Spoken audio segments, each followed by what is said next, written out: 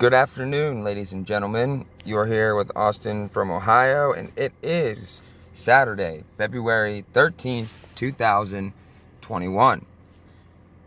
Made a video last night where I started to go through the history of the New World Order.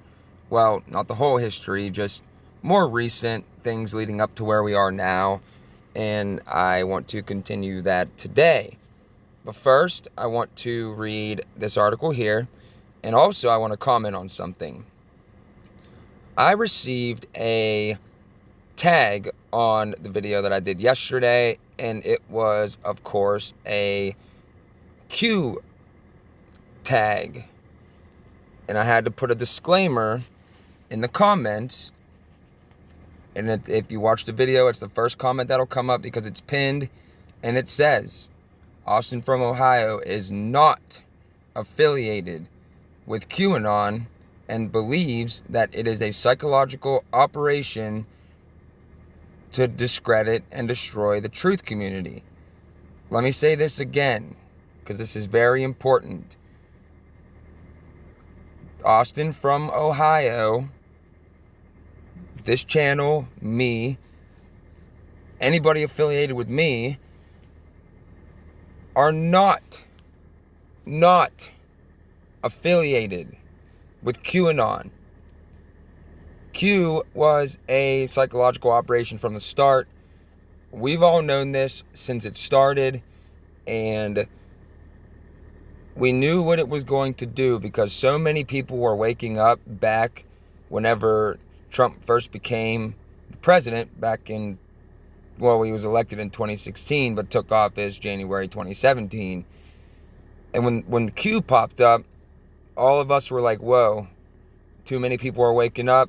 This is what they're going to do to discredit the truth community. Now we are seeing the culmination of all of that. They're tagging everybody's videos, whether you're affiliated or not, with the Q tag. And I just wanted to be clear for anybody listening, you too, YouTube moderators or whoever you are, that I am not affiliated with QAnon at all, whatsoever. Okay, I just wanted to get that out of the way. But we're going to continue today with the history of the NWO. But first, I wanted to read this. And this is Thought Crime Radio. This is from June 9th, 2020. So, last year. The Great Reset is here. Prepare for the NWO and enslavement. And it reads, some of us have tried everything we can to wake people up, and people are still falling for every single little move the system makes. Boy, is that true. I've been trying for years and years and years to try to wake people up. Those in my family, my friends, my co-workers. Some people have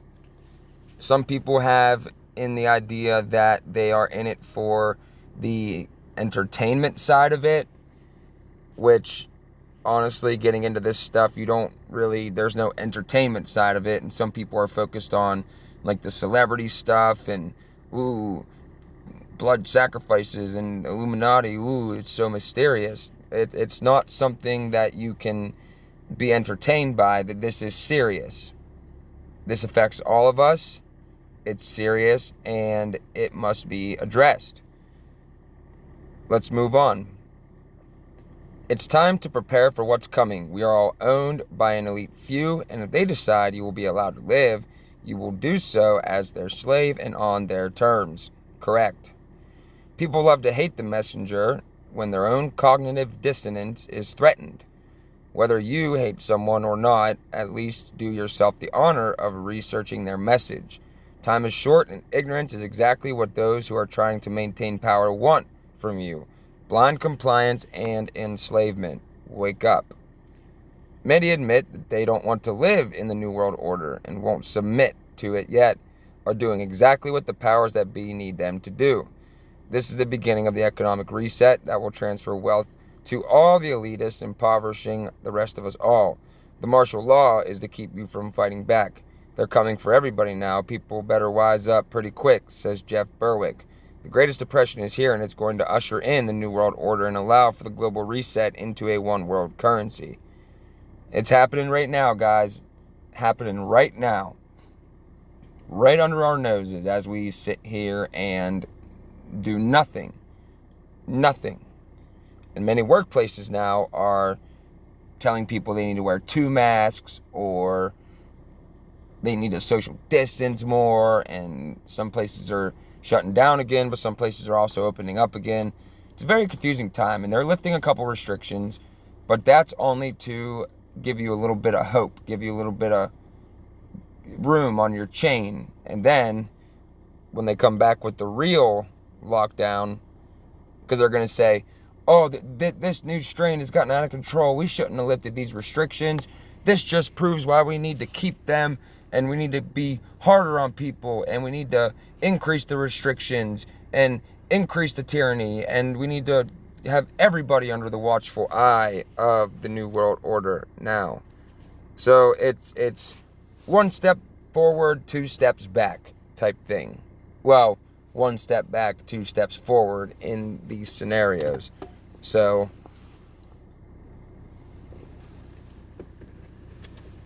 how the state still has anyone backing it is all but beyond comprehension at this point.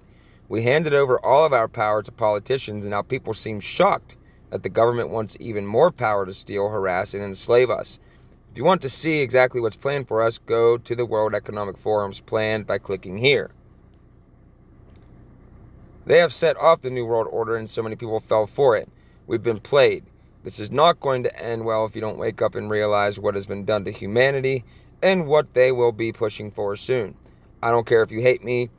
The shit has hit the fan, and it's going everywhere. Stop blindly obeying and wake up. This was in June. We're in February now. We're about to be going into March in the year 2021. And they're still moving on with this like it's not a big deal at all.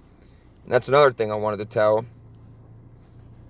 I get a lot of people that come across my work, or I'll talk to some people here and there, and I never initiate the conversation anymore because it's not worth it to initiate. I wait for somebody else to open the door, and then I start telling them little things, little by little. You can't just walk up to people and be like, 9/11 was an inside job, they're building a new world order, FEMA camps, chemtrails, and blah, blah. That's too much for somebody just getting into this type of thing. It's too much. You have to do it with a little finesse. Maybe drop a couple hints here and there, and eventually you can get into those things as you progress with that person. But people come across me, or they hear me speak, and they start to get mad, and they don't like me anymore, which the type of person I am, either people really, really, really like me, or they really, really, really hate me. There's no in between. And I don't care if people hate me. I don't care if the entire world hates me. As long as I wake you up. I don't care if you wake up, but you hate me so much, you want to beat me up, or you want to do something. I honestly do not care about people's feelings toward me. I've dealt with it perfectly all my life when people don't like me, and it bothers me not one bit. I actually prefer it this way because the people that really, really like me are the real ones. The people that really, really hate me are usually the fake ones. So that's kind of how I like to keep it. So in closing on that, I just want to say that I don't care if you hate me. I don't care if you leave a comment on here that's like 10 years long going on about how I said something that offended you because I'm on here telling the truth. I'm sorry, I'm not going to quit telling the truth. And I'm not going to quit backing up my work with facts. I've never personally, there are a lot of people who do, but I've never seen anyone really, really come out and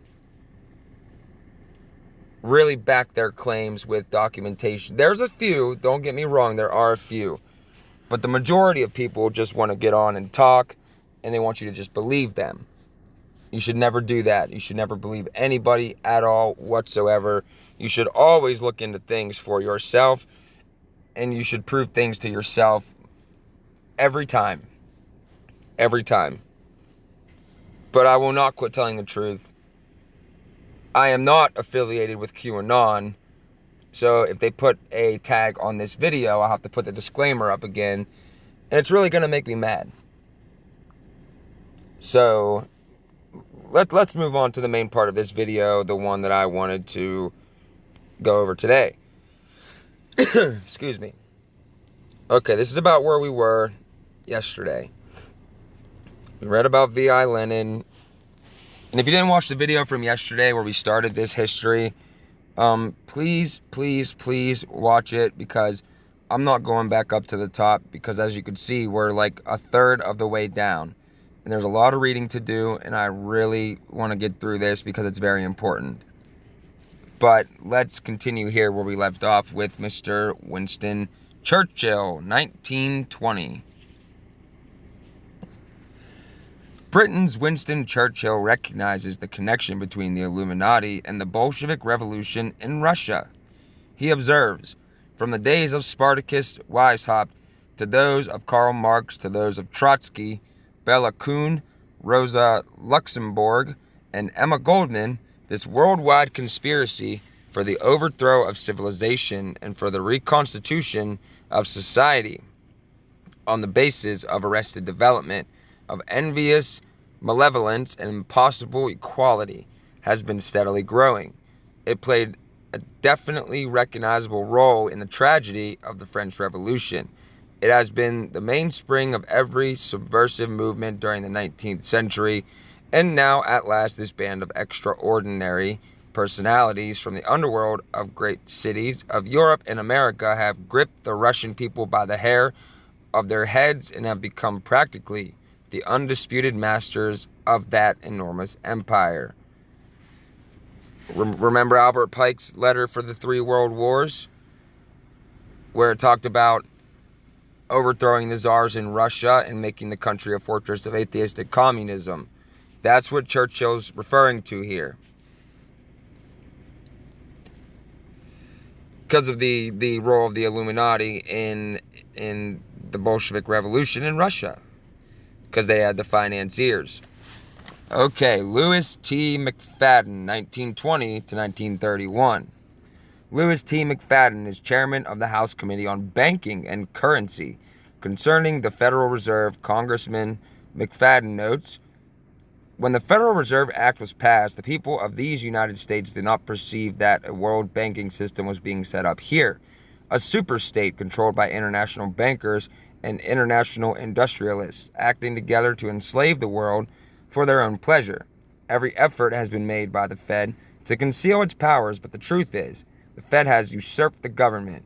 It controls everything here, controls all our foreign nations, and makes and breaks governments at will. Concerning the Great Depression and the country's acceptance of FDR's New Deal, he asserts, it was no accident. It was carefully contrived occurrence. The international bankers sought to bring about a condition of despair here so they might emerge as the rulers of us all. Oh yes, that happened. We are not free. This is no longer a country and a government by the people, for the people. It is a government by the rulers, for the rulers. And the main objective of everything being done now has always been a one world government. 1921, Council on Foreign Relations. Colonel House reorganizes the American branch of Institute of International Affairs into the Council on Foreign Relations. For the past 60 years, 80% top positions in every administration, whether Democrat or Republican, have been occupied by members of this organization. This is where the notion that they all work together there's no real difference between Democrats and Republicans come in. Democrats and Republicans are taking part, either unwittingly or wittingly, in the Hegelian dialectic to divide and conquer the people of this country. And every 4 to 8 years, we all do the same thing. We get behind one of the other parties and be like, oh, it'll be different this time because we got the blue guy in there now, or we'll put the red guy in there next time. Well, I mean, we could just put the blue guy back in because, no, well, the red guy because the blue guy sucked last time. And the definition of insanity is doing the same thing over and over again and expecting a different result. Moving on. December 15th, 1922, the CFR endorses world government. The CFR endorses world government in its magazine Foreign Affairs. Author Philip Kerr states in From Empire to Commonwealth, obviously there is going to be no peace nor prosperity for mankind as long as the earth remains divided into 50 or 60 independent states until some kind of international system is created. The real problem today is that of world government. So right there you can see where they're endorsing world government. They all do, just people don't know where to look. That's the problem. And if they do look and they see, cognitive dissonance sets in and they're like, no, there's no way. Nope. Okay, now this is where the part 2 starts.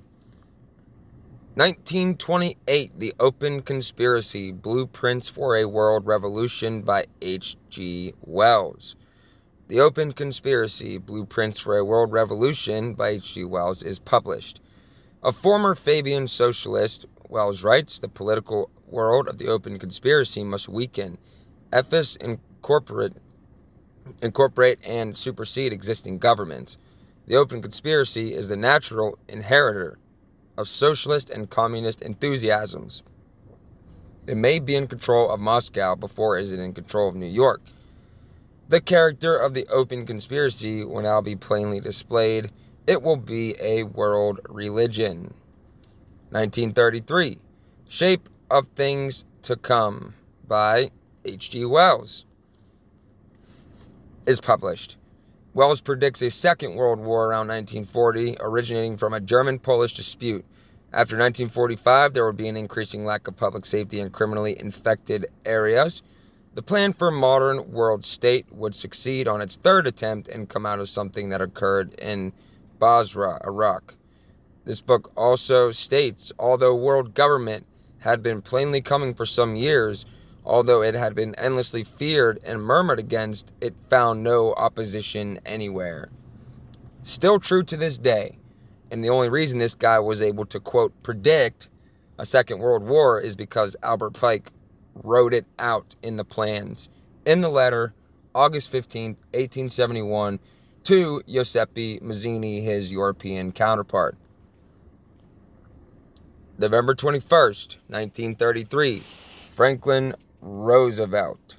In a letter to Colonel Edward M. House, President Franklin Roosevelt writes, "The real truth of the matter is, as you and I know, that a financial element in the larger centers has owned the government since the days of Andrew Jackson." March 1942, Federal Council of Churches. The article in Time magazine chronicles the Federal Council of Churches, which later becomes the National Council of Churches, is part of the World Council of Churches, lending its weight to efforts to establish a global authority. A meeting of the top officials of the council comes out in favor of a world government of delegated powers, strong immediate limitations on national sovereignty, international control of all armies and navies. Representatives, 375 of them, of 30-some denominations, assert that a new order of economic life is both imminent and imperative, a new order that is sure to come either through voluntary cooperation within the framework of democracy or through explosive revolution. I'd say both. Both. When it suits them. June 28, 1945. President Harry Truman. U.S. President Harry Truman endorses world government in a speech. It will be just as easy for nations to get along in a republic of the world as it is for us to get along in a republic of the United States. Not true. Well, if he's talking about governments, yeah, because they all want the same thing, but... And, of course, we, the people of all countries, should come together to stop this, which is the enslavement of humanity. I'm not sugarcoating anything. If they take this video down, I'll be suspended for a week, but I do not care. October 24th, 1945, United Nations Charter. We're also going to go through the United Nations Charter. I can pull it up because there's some stuff in there that you'll be like, whoa. But United Nations Charter becomes effective. Also on October 24th, Senator Glenn Taylor, Democrat from Idaho, introduces Senate Resolution 183 calling upon the U.S. Senate to go on record as favoring creation of a world republic, including an international police force. Yes, and in the UN Charter it says that the United States will be the international police force up to a certain time where they can turn it over to the United Nations after all the work's done, which is in the process of happening now. February 7, 1950, James Warburg, international financier and CFR member. James Warburg tells the Senate Foreign Relations Subcommittee, "We shall have world government whether or not you like it, by conquest or consent." February 9, 1950, Resolution 66.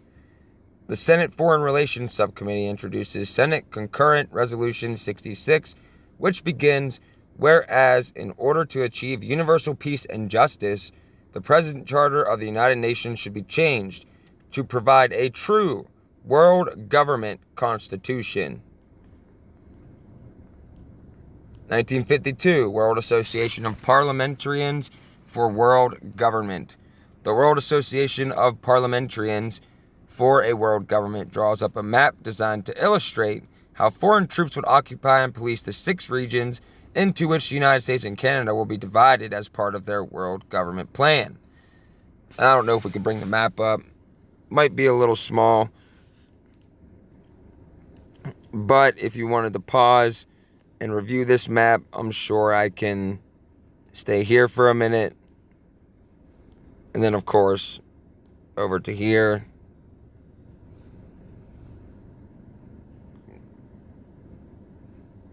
They have had this stuff going for a while, guys. They've had these plans for a long, long time. 1954. Prince Bernhard of the Netherlands establishes the Bilderbergers. Prince Bernhard of Netherlands establishes the Bilderbergers, international politicians and bankers who meet secretly on an annual basis. 1961, U.S. State Department issues Document 7277. The U.S. State Department issues Document 7277 entitled Freedom from War, the U.S. Program for General and Complete Disarmament in a Peaceful World.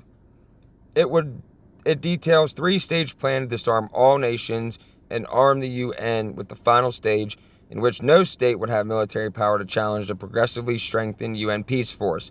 This is what I was referring to. This.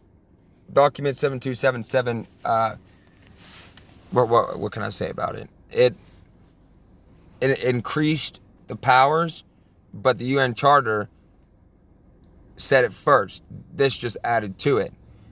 General and complete disarmament in a peaceful world. If you actually go and read that, it talks about nuclear disarmament, but it also talks about conventional weapons. Your rifle, your pistol, your bow and arrow, whatever you have, doesn't matter. And then the 3-stage plan to disarm all nations and arm the UN, with the final stage in which no state would have the military power to challenge the progressively strengthened UN peace force. This is what they want exactly. So no independent state comes up and challenges them. This is power over humans and humanity forever. They really put a lot into this. 1966, Tragedy and Hope by Carol Quigley. Professor Carol Quigley, Bill Clinton's mentor at Georgetown University, authors a massive volume entitled Tragedy and Hope, in which he states, there does exist and has existed for a generation an international network which operates to some extent in the way the radical right believes the communists act. In fact, this network, which we may identify as the roundtable groups, has no aversion to cooperating with the communists or any other groups, and frequently does so. I know of the operations of this network because I have studied it for 20 years and was permitted for 2 years in the early 60s to examine its papers and secret records.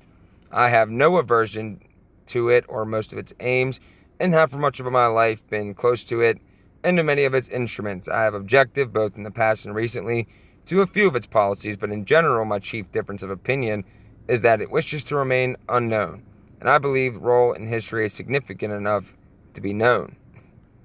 April 1972, Chester M. Pierce.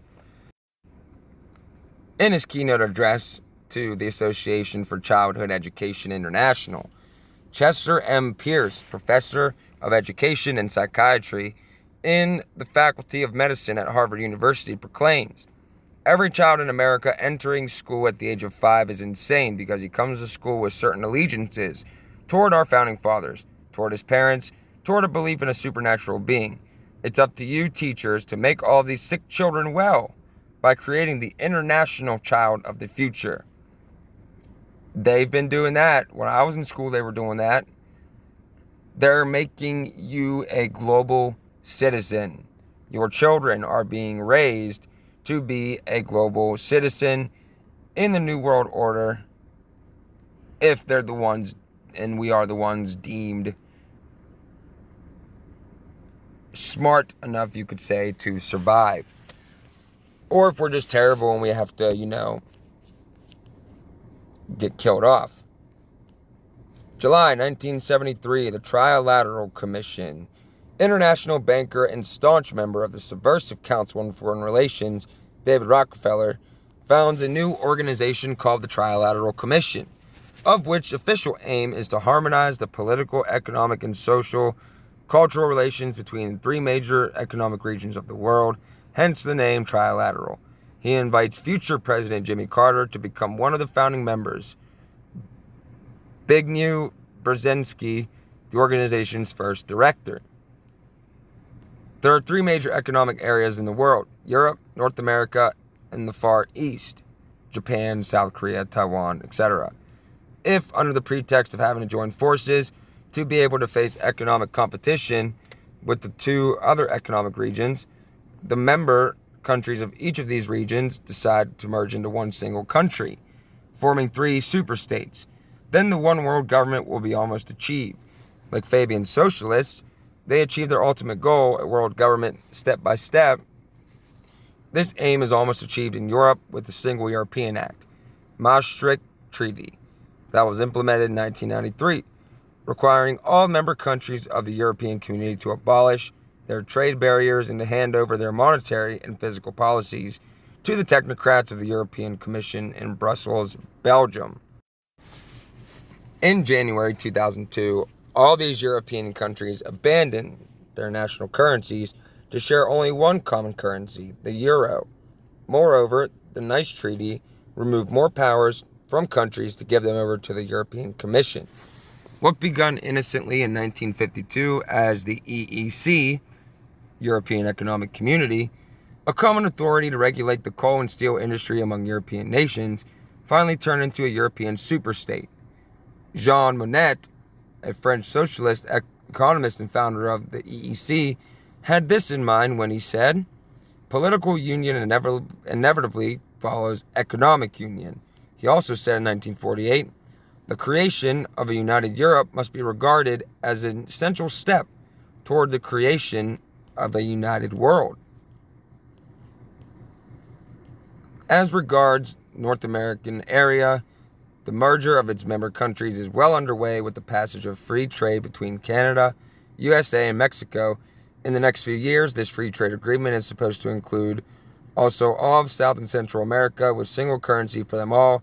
Mexico's President Vicente Fox said on May 6, 2002 in Madrid. Eventually, our long-range objective is to establish with the United States, but also with Canada and other regional partner, an ensemble of connections and institutions similar to those created by the European Union. That's still in the works. So,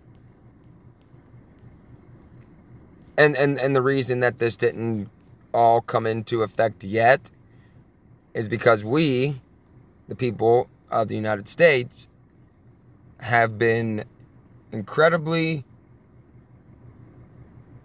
you could say, in opposition to it. 1973, the world divided into 10 kingdoms. I showed you this map in my video the other day. The Club of Rome, UN operative, issues a report entitled Regionalized and Adaptive Model of the Global World System. This report divides the entire world into 10 kingdoms. 1973 report is missing from original website. And here's the map.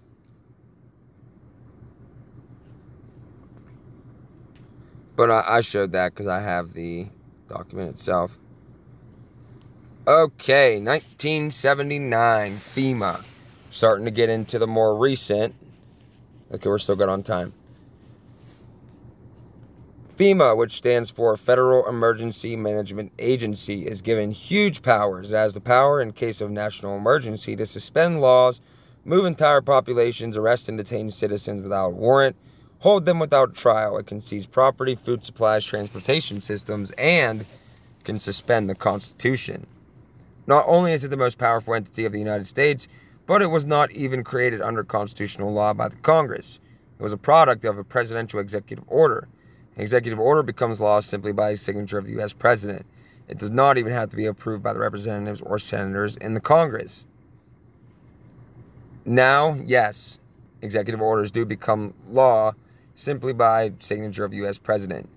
But the original intention of executive orders were recommendations. Recommendations.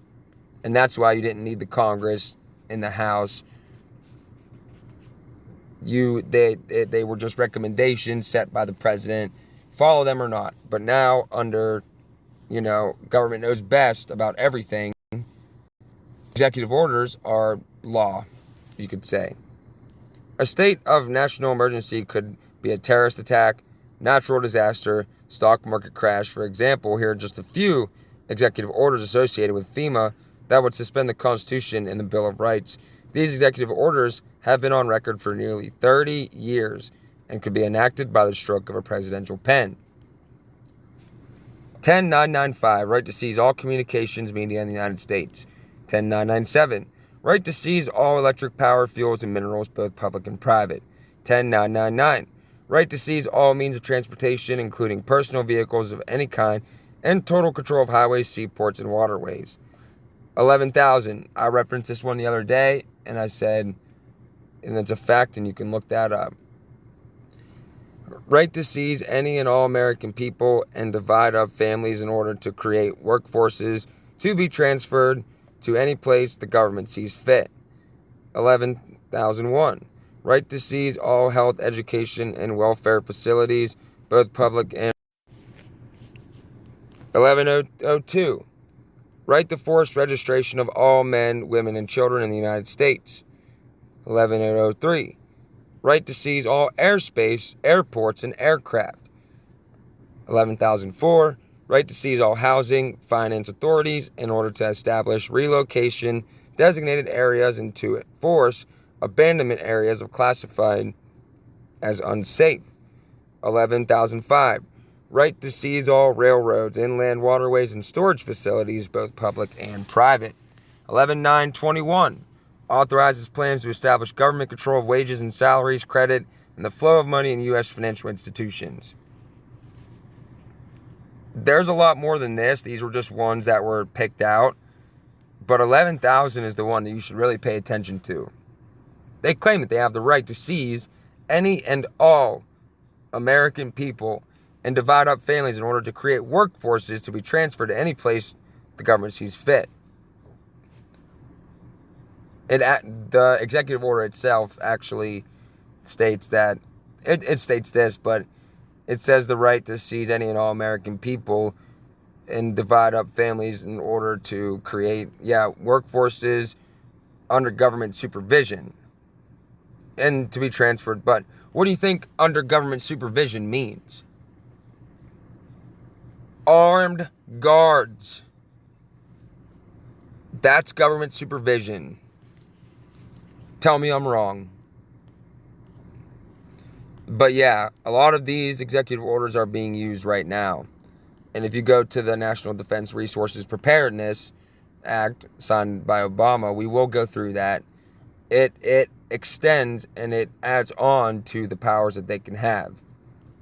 1991, George Bush Sr. praises the New World Order. We're going to test something to see if you guys can hear this video. Because something with this app that I have, this V Recorder app, it tells me to choose between internal and external audio. But I choose external because I talk. But I always wanted to test to see if it would work if I played a video. Because one time I tried it and had no sound.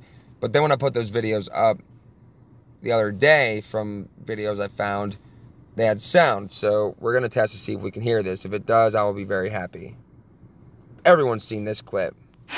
Out of these troubled times, our fifth objective, a new world order can emerge, a new era, freer from the threat of terror, stronger in the pursuit of justice, and more secure in the quest for peace. Oh, yeah. An era in which the nations of the world, East and West, North and South, can prosper and live in harmony. 100 generations have searched for this elusive path to peace, while 1,000 wars raged across the span of human endeavor. And today that new world is struggling to be born. A world quite different from the one we've known. A world where the rule of law supplants the rule of the jungle. A world in which nations recognize the shared responsibility for freedom and justice. Let me pause this real quick. When he said the rule of law will supplant the law of the jungle, the rule of law being man's law, the law of the jungle being God's law. So man's law, and they want to supplant God's law, natural law. So there will be no God's law, natural law of the jungle. These people will control everything. Let's keep going. A world where the strong respect the rights of the weak. We have before us the opportunity to forge for ourselves and for future generations a new world order. A world where the rule of law, not the law of the jungle, governs the conduct of nations. When we are successful, and we will be, we have a real chance at this new world order, an order in which a credible United Nations can use its peacekeeping role to fulfill the promise and vision of the UN's founders. What is at stake is more than one small country. It is a big idea, a new world order, where diverse nations are drawn together in common cause to achieve the universal aspirations of mankind: peace and security, freedom, and the rule of law. Such is a world worthy of our struggle and worthy of our children's future. Whenever they talk like that and they say like peace, security, freedom, and the rule of law, they're not talking about freedom for us. They're talking about freedom for them from us. Because if they succeed in what they want to do and drop the population down and, ban all the tools that we would need to, get rid of this cancer by these parasites on this earth and restore the Constitution as its rightful place as the supreme law of this land. But they're talking about freedom for them to do whatever they want to do at any time without having to worry about any one of us standing up to them. Let's keep going. Can see a new world coming into view. A world in which there is the very real prospect of a new world order. In the words of Winston Churchill, a world order in which the principles of justice and fair play protect the weak against the strong. A world where the United Nations, freed from Cold War stalemate, is poised to fulfill the historic vision of its founders. And that would be to create a new world order. We don't have to read this because we just listened to him talk. And there's a bunch by him right there, New World Order quotes. We can add that to the NWO quotes that we do on this channel. Okay, I only got like 58 minutes, so we got to get going. June 1991, Bilderberg Society in Baden, Germany. World leaders are gathered for another closed-door meeting of the Bilderberg Society in Baden, Germany. While at the meeting, David Rockefeller said in a speech, "We are grateful to the Washington Post, New York Times, Time Magazine, and other great publications whose directors have attended our meetings and respected their promises of discretion for almost 40 years. It would have been impossible for us to develop our plan for the world if we had been subjected to the lights of publicity during those years. But the world is now more sophisticated and prepared to march toward a world government. The supranational sovereignty of an intellectual elite and world bankers is surely preferable to the national auto-determination practiced in past centuries." Yeah, guys, surely this supranational world government is preferable to the way that we've been living for past centuries. Come on. All these wars and all these problems that were created by these people at the top in the first place, problem, reaction, solution. Hey, let's build a world government. Why not? A world communist dictatorship. Get out of here. There's no new world order. That's what I want people always to say. There's no new world order. Okay, well, then you tell me what all this is about. You tell me what these people mean then when they speak so openly and plainly. Please. I would rather that none of this stuff be true. I would love to be wrong. That's where people get me wrong. I would love to be wrong about this stuff. You think I want to live in a world where they're trying to do this stuff? You think I want to enjoy my life? And you think I want my 2-year-old nephew growing up in a world like this? No. I don't want to be right. I wish that I was wrong. I really do. And I always try to tell people that, and they're like, "Oh, you're just being modest." No, I'm being dead serious. Nobody wants this. It just gets to be too much sometimes. And through my research, I've found quickly that this stuff was true. And actually, it's kind of funny. When I first met my wife, we've been together almost 10 years now. Yep, got together January 1st, 2012. I was like 17 years old at the time. Almost 18, because my birthday's on the 27th. But the first thing I showed her when I was trying to court her, and yes, I still do the old-fashioned way of courting, not by the way that people do it now, which is ridiculous.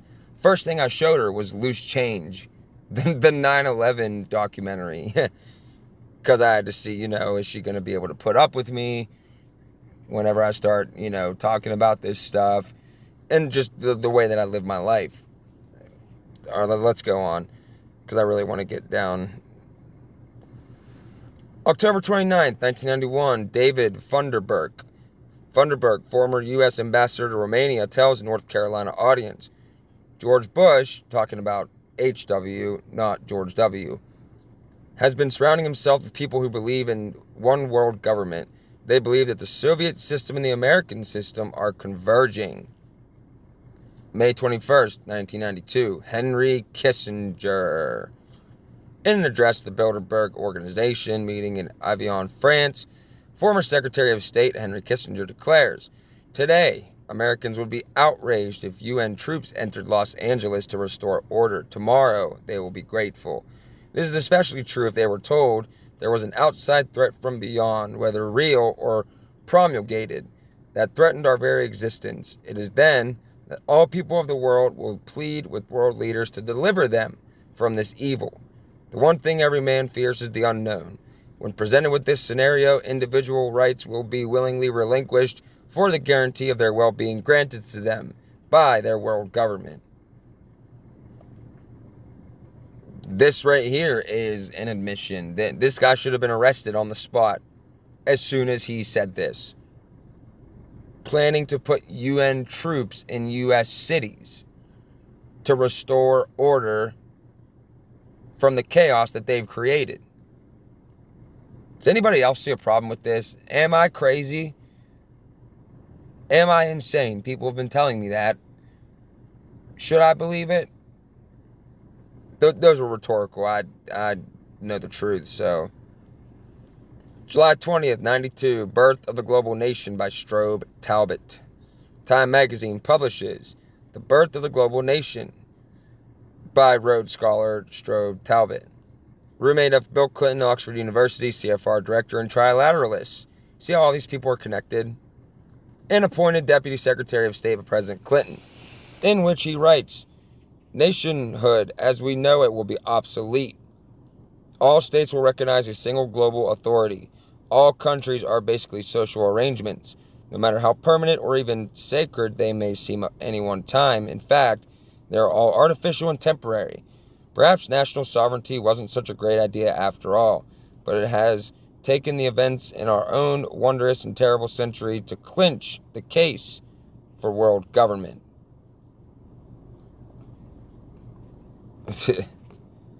93, Second Parliament of World Religions. Remember the first one? I think we covered that in the last video at the end. Yeah. A second Parliament of World Religions held in Chicago on the 100th anniversary of the first. Like the first, this one seeks to join all the religions of the world into one harmonious whole, but wants to make them merge back into their original element. Traditional beliefs of monotheistic religions, such as Christianity, are considered incompatible with individual enlightenment and must be drastically altered. Christianity now has been corrupted, yes. Of course. Of course. People say, like, oh, what religion are you? None. And I usually follow up with, do you know that Jesus himself had disdain for organized religions? And it was the, quote, organized religions that crucified the Son of God in the first place. Moving on. NAFTA, July 18th, 93. All this stuff happened before I was born, so this just kept going on and on. Mom, if you're listening, Dad, why did you bring me into this world? You could have seen this, and you could have not. I'm just messing. I was put here for a reason. CFR member and trilateralist Henry Kissinger writes in the Los Angeles Times concerning NAFTA, North American Free Trade Agreement. What Congress will have before it is not a conventional trade agreement, but the architecture of a new international system, the first step toward a new world order. 94, my birth year, global governance for the 21st century. Human Development Report, published by UN program, there was a section called Global Governance for the 21st Century. This is 2 years after Agenda 21 was ratified, by the way, or was adopted, by the way. The administrator of this program was appointed by Bill Clinton. His name is James Gustav Speth. The opening sentence of the report said mankind's problems can no longer be solved by national government. What is needed is a world government.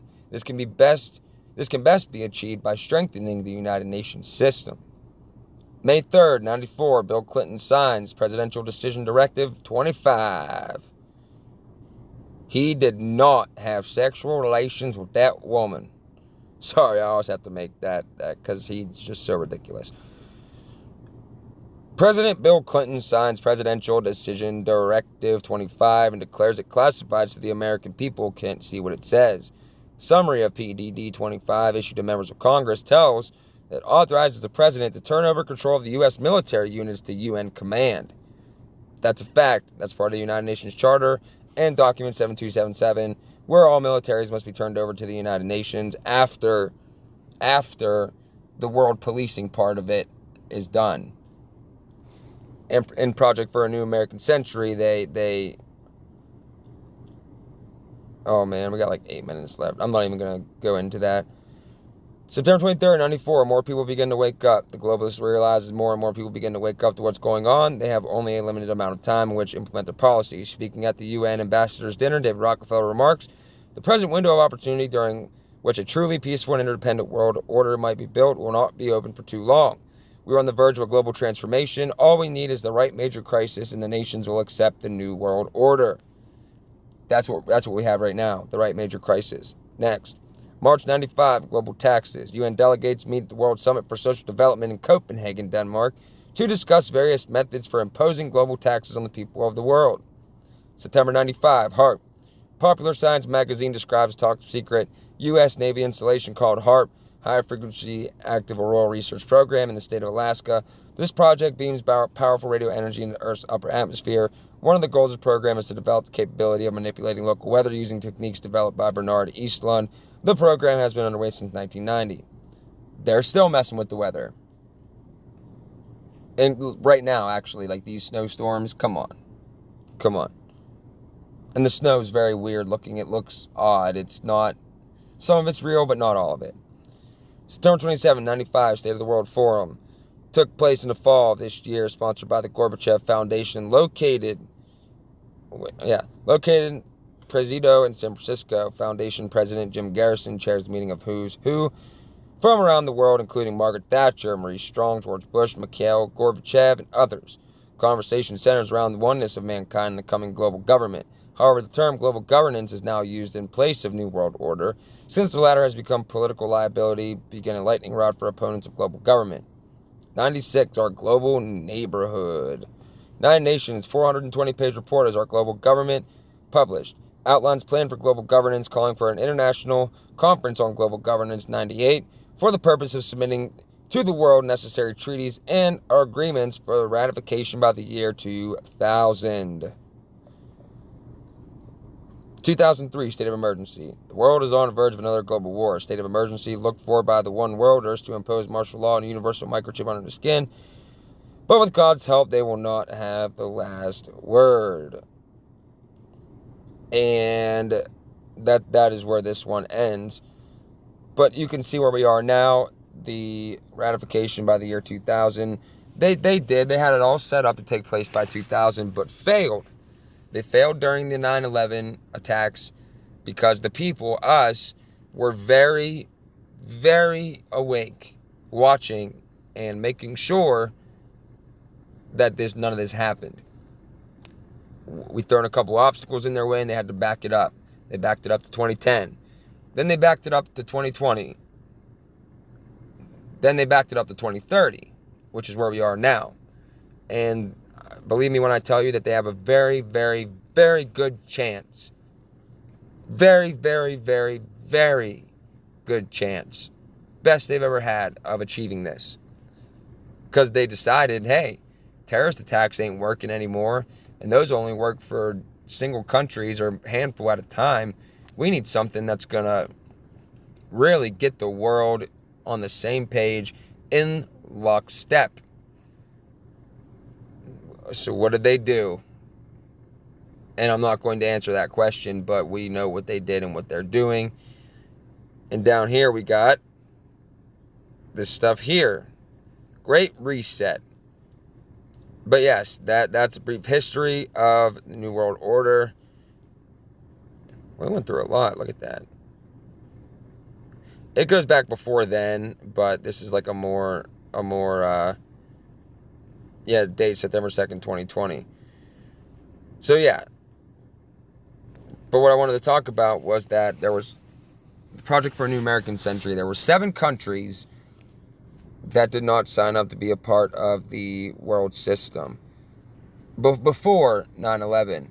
So they had to have a way to get those 7 countries behind the idea. And each of those 7 countries were the ones that we went and invaded in 2003. General Wesley Clark actually came out and blew this plan wide open. Originally, it was supposed to be 7 countries in 5 years.